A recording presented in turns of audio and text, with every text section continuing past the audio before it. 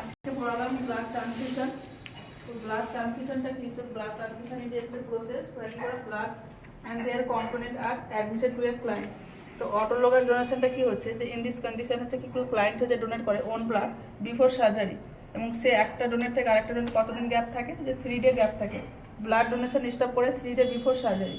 মানে হচ্ছে কোনো পেশেন্ট যদি হচ্ছে যে এক্ষেত্রে যে নিজের ব্লাডটাই নিতে চায়, তাহলে সেক্ষেত্রে করা হয় যে 5 উইকসের আগে থেকে কী করা হয়, নিজের ব্লাডটাই আগে ডোনেট করতে শুরু করে, এবং সেটা হচ্ছে যে কি 3 দিনের গ্যাপে বা তারপরে হচ্ছে 4 দিনের গ্যাপে হচ্ছে কি দিতে পারে। দেওয়ার পরে কি হয় সেটা যে সার্জারি যেদিন হবে তার হচ্ছে 3 দিন আগে সেটাকে স্টপ করে দিতে হবে।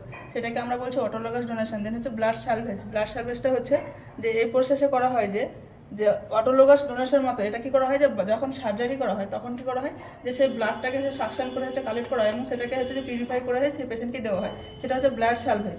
আর হচ্ছে রেজিগনেশন হচ্ছে ডোনারেশন হচ্ছে যে ব্লাড হচ্ছে কি একটা হচ্ছে কমপ্লিটলি ডোনার কি করে যে রেসিপিয়েন্টের থেকে নেই এবং হচ্ছে যে একজনকে কী করে যে দিয়েই। দেন হচ্ছে যে ব্লাড কম্পোনেন্টগুলোর মধ্যে কী কী থাকছে? Platelet, RBC, WBC, plasma, colloid. এবং এর মধ্যে যেটা পড়েছি সেটা হচ্ছে প্লেটলেট।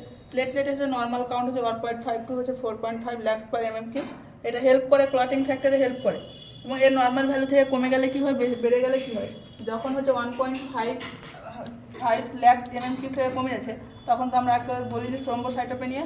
যখন হচ্ছে 4.5 লাখ পার mm3 থেকে বেড়ে যাচ্ছে তখন আমরা বলছি থ্রম্বোসাইটোসিস। এবং এর ইন্ডিকেশনগুলো কী কী? ইন্ডিকেশনগুলো হচ্ছে যেমন হচ্ছে থ্রম্বোসাইটোপেনিয়ার ক্ষেত্রে হচ্ছে ডেঙ্গু পেশেন্টের ক্ষেত্রে কী হয় যে ওখানে হচ্ছে যে কি প্লেটলেটের কাউন্টটা হচ্ছে কমে যায়।